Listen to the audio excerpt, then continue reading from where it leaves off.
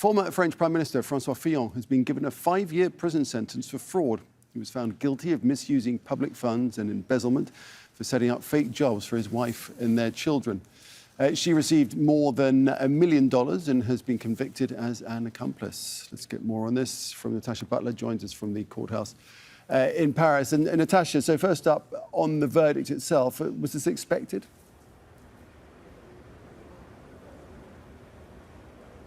Well, it was expected in as much as prosecutors had actually requested a 5-year sentence for Francois Fillon with 3 years suspended for his wife, Penelope, as well. And the court obviously went with that and handed down that verdict to the couple. Now, the couple have left the court. Their lawyers say that this trial was unfair, it was a sham, that Francois Fillon was the victim of a political smear campaign, and they now have 10 days to appeal, and they've made it very clear that they will do that. Now, the court found Francois Fillon guilty of fraud because back in 2017, allegations surfaced that Francois Fillon had paid his wife Penelope for several years, hundreds of thousands of dollars for a job as a parliamentary assistant. However, the court found that there was not a shred of evidence to really support that Penelope actually did any work for Fillon. Now, Fillon has always said that Penelope helped with things like correspondence,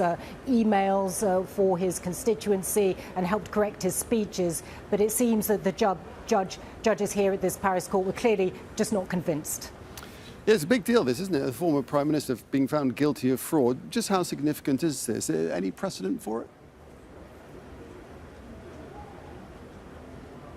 Was very significant on several levels. Obviously, it's significant for Francois Fillon, one-time Prime Minister, one of France's best-known politicians, being found guilty of fraud and corruption, even more so because he always projected this image as a very upstanding, law-abiding citizen. So, I mean, it's certainly a real fall from grace for him, and it ended his political career. It has tarnished his image completely. It also tarnished a bit the image of the Conservative Party that have always propped him up. He was a standard bearer for them. He was their great hope for the presidential election in 2017. And then, on the other hand, it's also incredibly significant for people in France, because there is this sense in France that politicians so often abuse their privileges, yet are very, very rarely held accountable. So I think many people are watching this trial to see if somebody like Francois Fillon with his status would indeed be found guilty.